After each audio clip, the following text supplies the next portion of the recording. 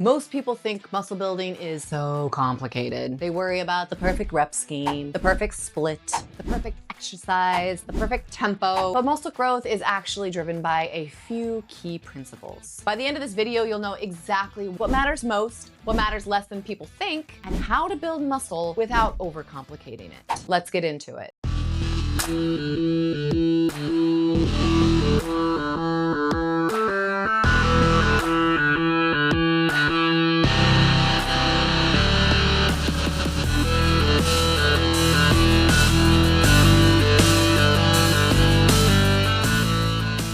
As we walk through how to build muscle, remember the most important thing is what you will actually do. The perfect plan is not going to help you. The plan that you're actually going to do. So let's start with what is hypertrophy? Asking it a little bit differently.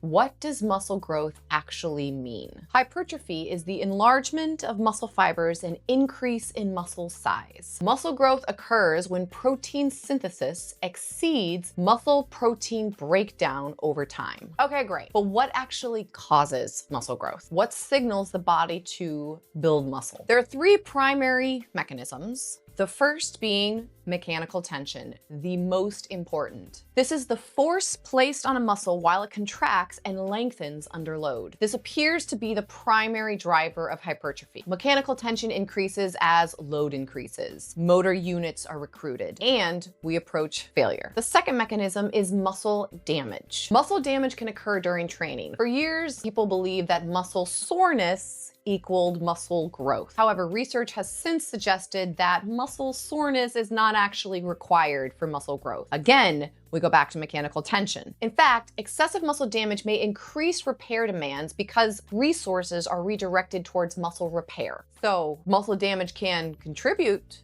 to adaptation, but it's not the primary driver. And then the third mechanism is metabolic stress. This is what people call the pump. You need the pump to build that muscle. This is where metabolites accumulate. The muscle swells, you feel the burn. And again, this may contribute to muscle growth, but it is not the primary driver of hypertrophy. So the pump isn't necessary for muscle growth.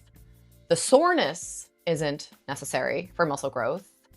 Mechanical tension is the only thing that is necessary for muscle growth. So now that brings us to how hard do you need to train? Let's talk about failure, because hypertrophy is always talked about in relationship to failure. Failure means you can literally not do one more rep with good form. Not because it's uncomfortable, not because you're tired, you literally cannot do another rep. Research has shown most hypertrophy can only exist when you are at or close to failure. You can do no more. Another way to think about it is rate of perceived exertion, or RPE. On a scale of 1 to 10, 1 being you chilling, you're just chilling by the beach, you're drinking a pina colada, you're existing.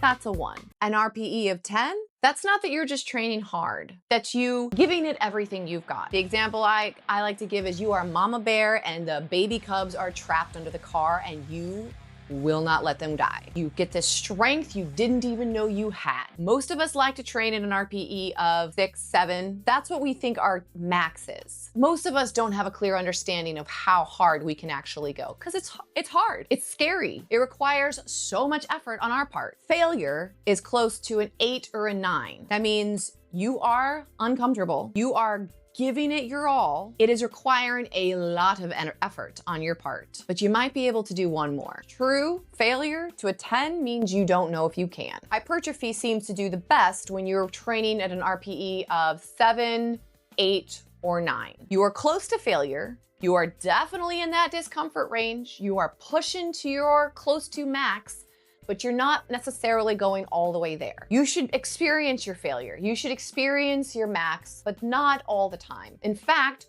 going to failure every single time can actually impede your recovery, which is going to impede your muscle growth. Remember, we get stronger when our bodies rebuild or adapt. That's what muscle is the adaptation. So we don't want to always push ourselves to the point where we're constantly at failure. All right, so now that we kind of have an understanding of the intensity, how hard we want to go, let's talk about the reps. Let's talk about the sets.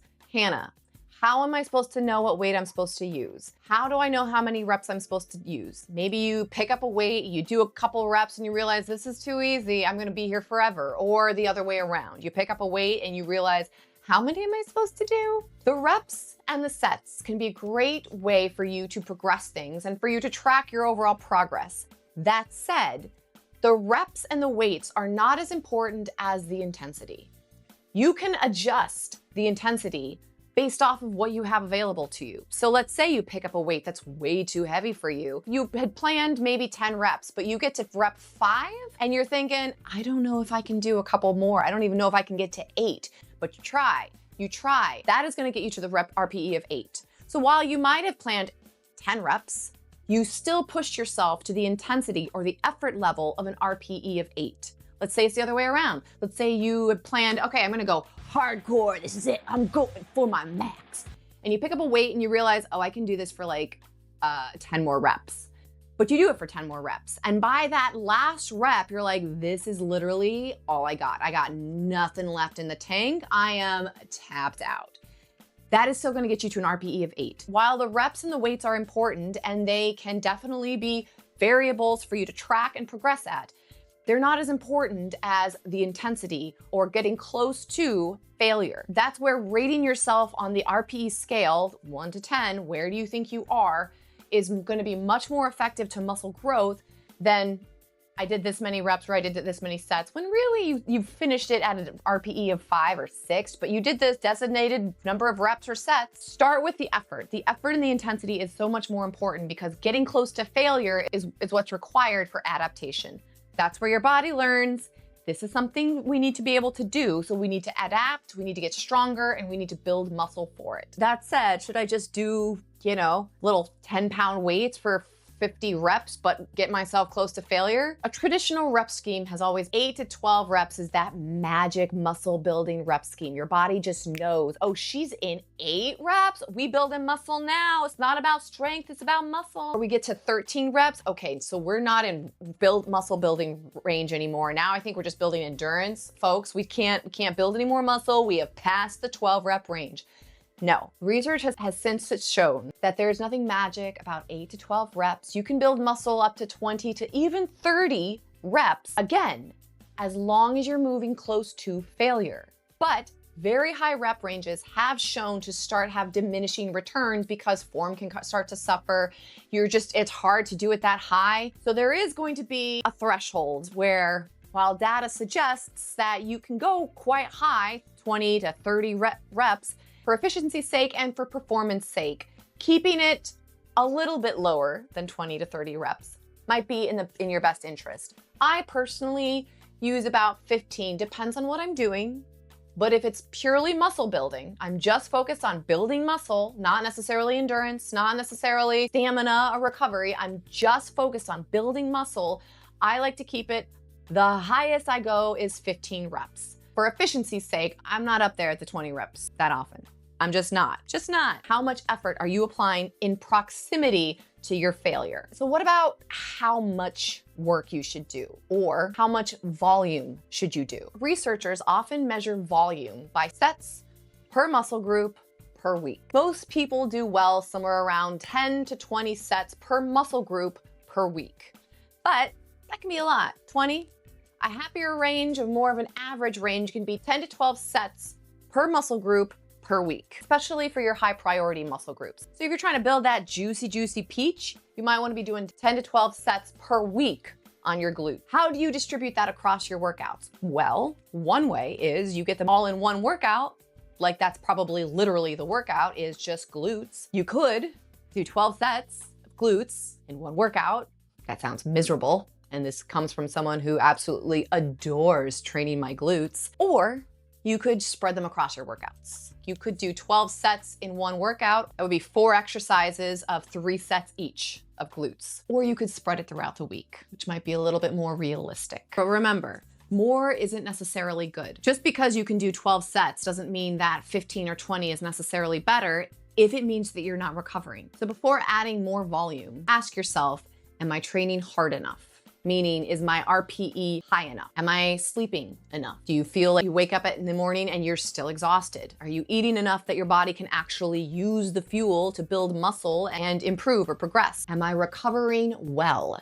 Do I feel good in my body? Am I constantly sore? Am I constantly stiff? Is it taking me so long to recover from a workout? After considering these and everything seems to check out, then add more volume, meaning maybe another set or another exercise. What about how often should I train? The interesting thing about this is research seems to suggest that the frequency that you train a muscle group may not be the main driver. Total weekly volume matters more. The frequency does matter in terms of your recovery. So while frequency may not directly cause growth, it can help you perform more quality work. So choose the frequency that lets you perform well and stay frequent and recover strong. So now, let's say you're in the gym and you got close to failure. Good for you. How long are you supposed to rest? You're supposed to be one of those people that just sits there on their phone for 3, 4, 5, 6, 7 minutes chilling.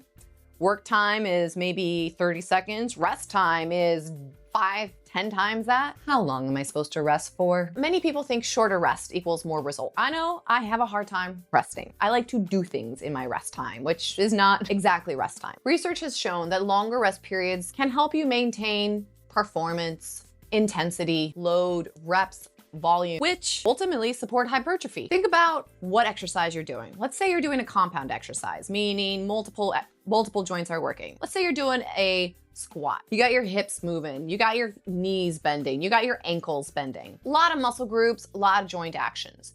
Because there's such a high demand on those exercises, those compound lifts, those are going to require a little bit longer than, let's say, a hamstring curl, where it's just your knee bending and it's just primarily hamstring engagement. The bigger lifts, the ones that require more joints and more muscle groups, those are going to take longer to recover from than the smaller single joint action exercises like the hamstring curls or the bicep curls, things that are primarily going to be one muscle group. This is where your workouts can sabotage you. And I mean sabotage you. You have 4 sets lifting heavy of squats. You're going to be here forever. You warm up. It takes you 1, 2, 3 sets to warm up to get you to your working weight. Then you do your working set. Then you spend 2, 3, 5, 4 minutes resting. Then you do another set, 2, 3, 4, 5 minutes resting, another set. You do that, it's just taking you 20 minutes to do your first exercise and you've got 4, 5 more exercises to go, but now maybe you're down to only like 30, 40 minutes left. This is where I say, get into your body and base it off your own recovery. Warm yourself up, do a dynamic movement, do a stability exercise, get into it. Once you feel like you can go and it's not gonna affect your performance, go again. If the timer still says, we need another 30 seconds to finish out this 4-minute rest period, but you feel like, I can go, go. Don't let the timer be the boss. Besides, your rest time is another form of your progressive overload. If you do a weight and before you needed 4 minutes to rest and now you're like, no, I think I can go at 3 minutes, guess what? That's a form of progressive overload. That means you're progressing. So pay attention to your rest. When you feel ready to go, go. Don't let the clock be the boss, you the boss. But remember, the goal is quality work. Now let's talk about progressive overload. How do you keep progressing? There is gonna come a time when I can't lift any heavier. I have hit my ceiling and I will stay there forever. And all I can do is add more sets for the rest of my life. Progressive overload just means gradually increasing the demands on the muscles over time. And I mean gradually. We're talking 2.5 to 5% each time. There are many ways to progress it. There's a more objective side, which is gonna be your reps, your weight, and your sets. This is gonna be considered your volume that you can progress. That's more objective. You either lifted the weight or you didn't. You either did that many reps or you didn't. You did the sets that you had said or you didn't. On the more subjective side, that's gonna be 1, based off of how you're feeling on that day, but then 2, based off of you. Did you improve your range of motion? Do you have better control? Did you do a harder variation? Did you recover faster? Do you feel more connected to the exercise? Do you know which muscles are supposed to work and which ones are not supposed to work? Those are also forms of progressive overload. One is more objective, you can write it on paper, you can see it in front of your face. One is more subjective, you can feel it in your body. Both are important. Don't focus just on the weight lifted. Don't focus just on the amount of reps you did. Focus on how it feels in your body. Sometimes if you feel like you're stalling, you can't do any more weight, or you've manipulated your reps or your sets or the training volume as much as you can, let's go over here for a second. Let's see if we can tweak some of these variables. Can we improve the range of motion? Maybe it's a lighter load. I'm sorry, maybe it is. Maybe you improve your control. Maybe you connect more to the exercise and you're using the right muscles. and then you can bring it back here and let's see if we can add more weight or more reps back in.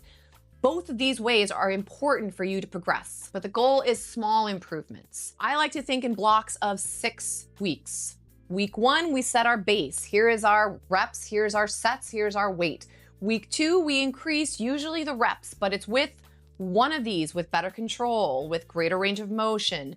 Week 3, all right, now let's see if we can pick the weight up a little bit. By week 4, now we're adding another set. We're increasing this volume and we're really pushing it. By week 5, we're going all in. We're maxing that baby out. We're pushing ourselves. By week 6, bring it down a little bit. We go back over here. What can we focus on? Are we good? Is there anything we can practice or improve over here? And then the process repeats, maybe with the same exercises, maybe with new exercises or with new variations of the exercises. It helps you think of it in segments and it helps you think that this is just not going to be going on forever. You can break it up. It also helps you to assess and reassess. Where did I start? Where am I now? Okay, so I know what I'm trying to do, know the intensity, know the progressions, got the different variables, that's cute. What exercises am I supposed to do? Like, what am I doing? I like to start first with compound exercises. This is why I always say movement patterns. These are patterns you use in daily life that you should be able to do strong and you should be able to do under load and with control and various tempos. Squats, getting up and down from a chair. Deadlifts, picking up something up from the floor. Vertical push, vertical pull, horizontal push, horizontal pull, a single leg exercise. These are compound exercises. Again, I touched briefly on this before, where multiple joints are working, where multiple muscle groups are working. There's 7 that you should be able to do. If you're not sure about where to start, watch my video on the best compound exercises for building muscle and burning fat. These 7 are the ones that you should start your workout with. If you're doing a leg day, specifically focused on your glutes, we're starting with a deadlift, maybe a hip thrust, all depends on what else is in that workout. But you're starting with the exercise that requires the most joint movements and the most muscle groups. Then you're gonna move on to the next exercise that has slightly fewer, and then you're finishing with more of your single joint or your accessory exercises, the exercises that just have one joint moving. Again, this also depends on your goal. If your goal is I wanna build some juicy hamstrings though, maybe you put your hamstring curls a little bit earlier because you really wanna load them up. The later in the workout it is, the more fatigued you're gonna be. Just because I love compound lifts, that does not mean isolation exercises or single joint exercises don't have their place. They do. They're great for improving asymmetries or working on your weaker side, for chiseling. They absolutely have their place. So I'm just gonna be repeating the same exercises forever. Let's talk about variation versus repetition. Repetition absolutely is gonna be the bedrock of your program. You need to get better at movements. You need to see yourself progressing in the same movement patterns. So repetition is extremely important. You need to practice. These are skills that you should be building. That said, you also need variety. You need variety. You need to be able to move competently. You need to improve your coordination. You need to try new things. You need to keep yourself interested in your program. A lot of times you can just get bored progressing a weight or a set or seeing if you can do greater range of motion. It can keep you interested for only so long. At a certain point, you want to just try something new. I like to think of having my compound lifts as the bedrock of my program. And then I sprinkle in some fun stuff. Maybe I'll try a different variation. And variety is just as important. You need to have variety. You need to be a competent mover. Put in new things, but make sure you can still see where you're progressing, what are you tracking, and how to tell if something is actually progressing or if you're just constantly trying new things all the time because, you know, you didn't want to get bored and you want to keep the body guessing. Speaking of variety, is slow necessarily better? There is not a perfect tempo for hypertrophy. The point, again, going back to what we started with, is failure. If you get yourself to or close to failure and your body can recover from it, you will achieve adaptation, AKA you will achieve muscle growth. That said, is there a tempo that you should be training at? No. In fact, you should be able to move at all different types of tempo. Eccentric, or that is the lowering part, the part where the muscles are lengthening in a squat, it's the lowering part. That requires the most energy because you're constantly under load. So the longer you're there, the more energy and effort it's going to take before you go to the concentric or the shortening phase, the push or the pull phase. So that can build more strength under load, but it also can require more recovery. That's great for training the nervous system how to manage load. So this is where if you are new to an exercise or new to a movement, it is very helpful to practice the eccentric. Those are important because it trains the body how to manage load rather than just dropping down and not being able to actually support or stabilize yourself. So it's good for learning. I like to think about slow tempos for the learning part, but then we need to start to quickly be able to also handle fast concentrics, being able to move quickly, explosively, but controlled.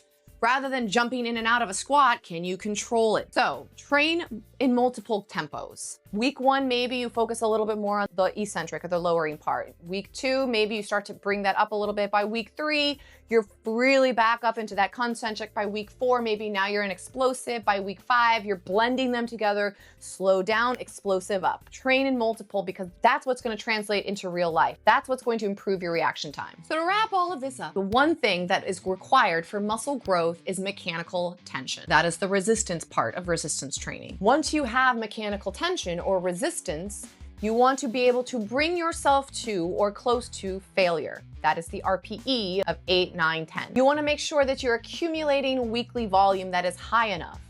An average is 10 to 12 sets per muscle group per week. You want to make sure you are recovering appropriately, and that means that you are paying attention not just to your workouts, but what's going on in real life. If stress or lack of sleep or poor nutrition is affecting your training, you need to adjust. And you're making sure you're progressing over time, not just in a given workout, but looking at the big picture.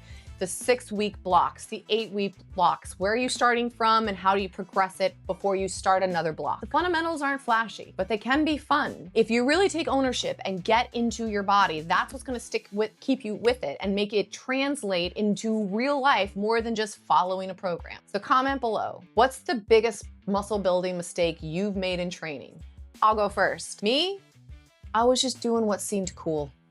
I wasn't trying to actually follow a progressive structure. I was just doing what seemed hardcore. What was yours? I'll see you in the next one.